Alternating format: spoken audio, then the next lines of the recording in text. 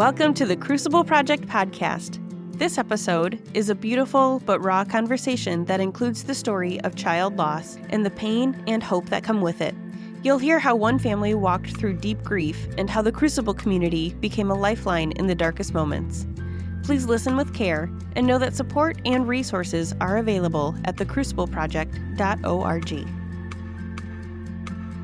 Welcome to the Crucible Project Podcast. The Crucible Project is a nonprofit organization committed to creating a world of men and women who live with integrity, grace, and courage, helping them to fulfill their God-given purpose. This podcast will discuss important and sometimes difficult topics while delivering practical life applications with men and women who are currently practicing this work. We are igniting Christ-like change in men and women through experiences of radical honesty and grace. Welcome to the Crucible Project Podcast. My name is Joy. I am your host for today. I am so excited. I am here today with my good friend, Sheri Tredway. Some people wear their heart on their sleeve. I like to say Sheri wears her love in her eyes. If you know Sheri, you know what it is to be loved. Sheri and her husband, Brett, have been involved in Crucible for a long time now, right, Sheri? Yeah, we both did our initial weekend on the same weekend, which is Oh, really really? rare. Yeah, in August of 2019, Brett went to Colorado and I went to Wyoming, and we did our initial weekend. Honestly, when we came back, we were like, well, that was cool. It wasn't what a lot of people experience, and so we kind of felt like we'd missed out. But when life really started to change in our Crucible world was when we started staffing and really getting involved in the community. We have done so much more work on our lives and our souls and our marriage since our initial weekend because of staffing and the community that we have developed during those weekends, spending time with people and really getting to know them. I'm glad that you guys got involved, and I know that you and Brett have had a lot going on in your lives lately. There are some things that you want to talk about, so let's jump right in. What's on your heart?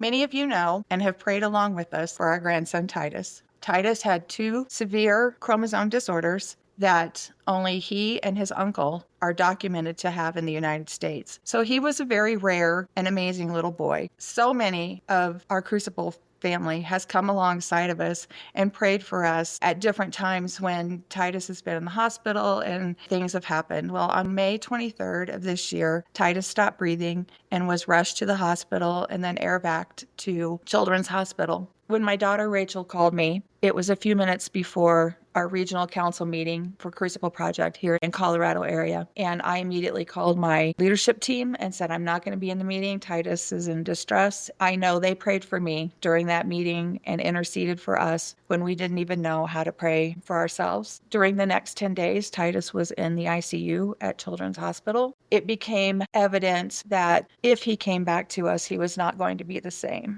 He wasn't going to be the same little boy that sat and played with his toys and talked in the way that only Titus could talk. But my Crucible family was there the whole entire time. They were praying. They were reaching out from all around the world, encouraging us, letting us know that they were praying for us behind the scenes. On Saturday, May 30th, we were sitting in the waiting room, and my husband had his water bottle there, and it had a Crucible sticker on it.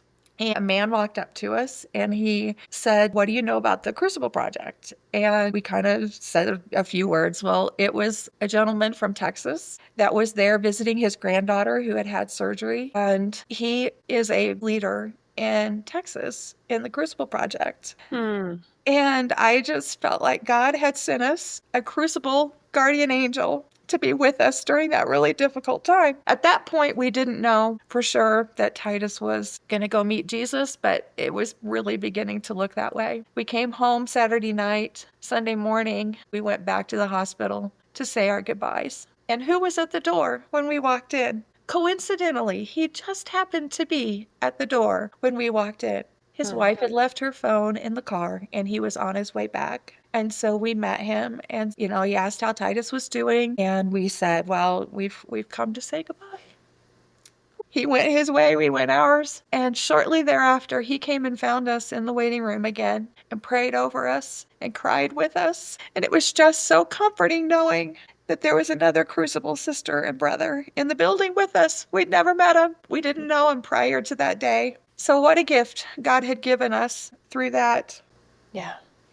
Sheri, thank you for sharing the story of Titus. I know that this is not easy for you to talk about. And so, first of all, I'm so grateful for your willingness. Second of all, I knew there had to be a story because it was shortly after Titus's passing that you sent me a text of, I need to record a podcast. We need to talk about the power of the right person at the right time and the difference that it made. And it's just such a testament to how you and Brett connect with others, but then also the power of this community that Crucible builds and the ability to call on one another and lean on one another in such a unique way. Well, the story doesn't end there. There's more. Titus passed away on June 1st, whole and happy and running to Jesus now. I can't wait to get to heaven and see him again. But the story doesn't end there with the community. We had planned, we, meaning the Colorado community, had planned a big event for June 21st. It was a Saturday, and I was going to be part of it. I was going to teach some of the sessions, and I got a text from our regional leader, Christy, and she wanted to know what the dates were for his service, or the date was. Well, I said it'll either be, I don't remember the first date, but the second date was June 21st. And I said, so I'll need somebody to cover for me for that weekend because I obviously can't be there. And she said, oh, we're postponing that. Sisters are way more important than projects and events. So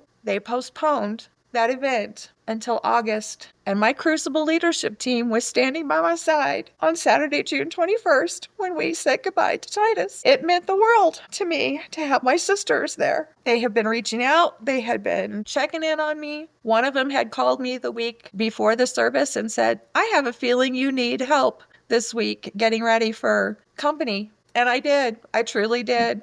And I'm not one to say yes. I can do it myself. I'm very stubborn. But you know what? Through Crucible, I have learned a huge, valuable lesson in the joy of serving together, whether it's cleaning your house or staffing a weekend together or just sitting and crying together. This community has been just completely amazing. But it doesn't end there. We were going to be gone for the funeral all day. And we have a little dog. Timber can't be cooped up in the house all by himself all day. And we can't let him roam outside because we have bears. So another friend, another Crucible sister who was not able to come on that day said, I can come to your house and let Timber out a couple of times. And so there, that prayer was answered. I hadn't even prayed it yet. I hadn't even thought about what am I going to do with the dog? And so God provided there. And then the following week, after Titus passed away, Titus has 3 siblings. He's got twin 6-year-old brothers and a little sister that's almost 3. Well, the twins were going to go to Bible school the week after Titus passed away. And we were all just so still surreal and in shock of Titus's grief. But we thought maybe it might be a good idea for the boys to go and do something that was normal in their little lives because they were struggling. They struggled huge with the loss of their big brother. Well, guess what? The Bible school the boys went to had 4 Crucible sisters there. 4 that could watch over my boys, hug them when they're having a hard time, and just making sure they're having a good time during this time of grief. I just couldn't believe how God had provided time and time again. When we were in need, there was somebody there from our Crucible community to put their arms around us and say, we got this. We can help you. We can help you do this. We'll walk with you. We'll sit in this with you. I just can't say thank you enough to this community, to this ministry. And I also want to give you a word of encouragement. If you're nervous about getting involved, try it. You'll like it. I promise. There has been nothing like it. I've been a Christian since birth. Basically, my mother was the music director. She was having contractions while having choir practice. So literally, I was nearly born in the church. But I have never been involved in a community that truly cares. When they say, how are you? Which I absolutely hate that line anymore. But when they say, how are you? They really want to know how you are. It's not a cliche question. It's the real deal. I love this community. I love the men and the women. I am so thankful that I can be a part of it, that God has called us to be a part of this community. Well, the community shows up for you, but you have shown up for the community as well. There's staffing not just all over the country, but all over the world that you and Brett have both done. Times that you have put us all up in your house and given us just such a gracious hospitality experience. Some of my favorite memories are sitting around your kitchen table with our other Crucible sisters, having just so much fun together. I carry Crucible in my heart every day. There is not a day that goes by that Crucible doesn't cross my mind and get a prayer or more. The community aspect of Crucible is so important. I hear you sharing the ways that it has shown up for both you and Brett. I'm curious too, though, to get into the grieving process, which I know is complex. I'm curious if Crucible has impacted that process for you and Brett as you go through this unimaginable change in your family.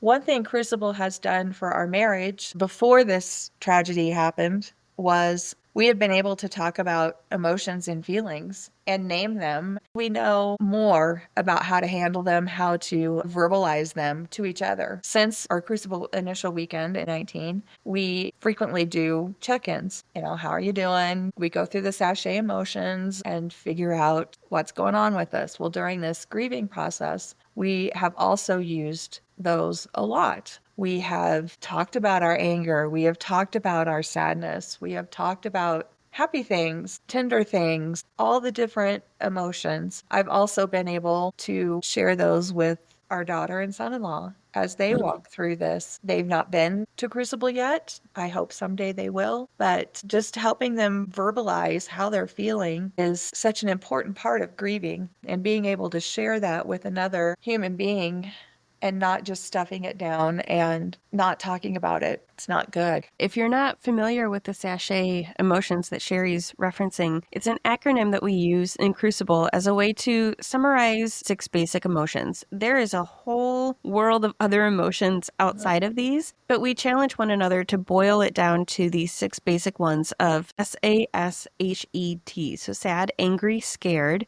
happy, excited, tender. Sometimes we try to mask what we're feeling by putting something else to it. I might say I'm tired.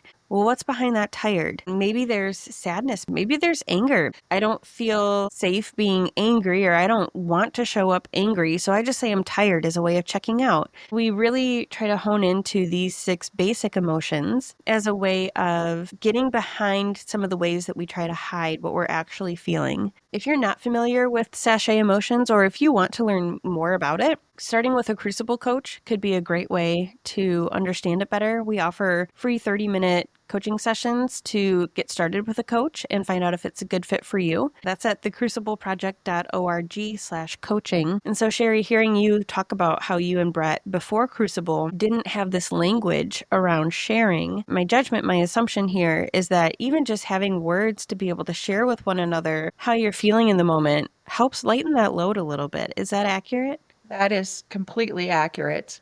Even in times where we are not on the same page, we have used Crucible language to kind of help break the ice and bring us back to our common goal of serving the Lord together, going through life together, working together, before most arguments really just escalated to yuck. And now with Crucible language, it has helped our marriage tremendously, and we will celebrate 40 years of marriage next year. Without Crucible's language about emotions, a lot of our issues were about emotions and not being able to share those well. I am so thankful for that investment that we made in our Crucible weekends, and each weekend that we have gone to since. Every weekend we get something more, something deeper. It's the best.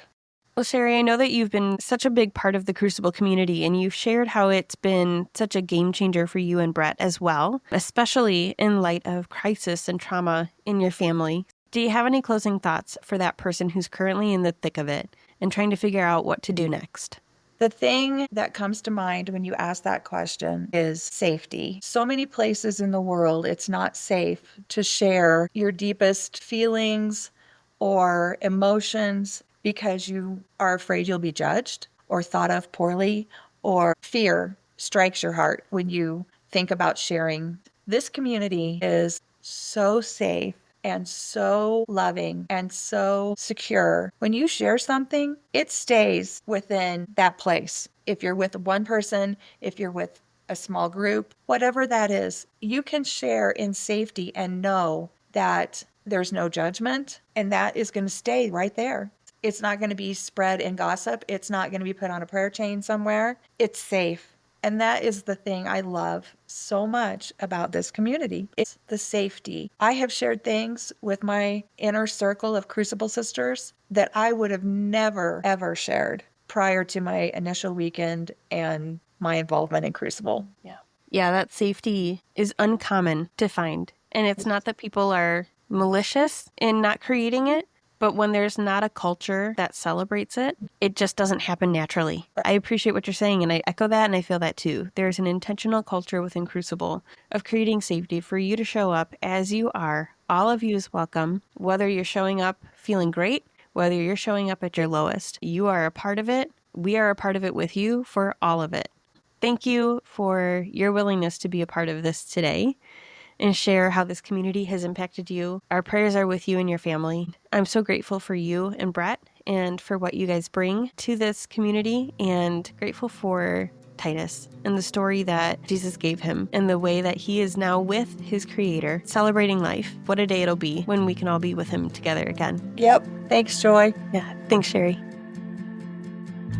For more information about our weekends, please go to thecrucibleproject.org. Or if you're ready to get started on your transformational journey right now, you can connect with one of our Crucible certified coaches for a free 30-minute session at thecrucibleproject.org/coaching. That's thecrucibleproject.org/coaching. If you like what you heard, connect with us on Facebook, Instagram, and Twitter. Rate and review wherever you are listening, and don't forget to subscribe on your preferred podcast platform. Thank you for listening.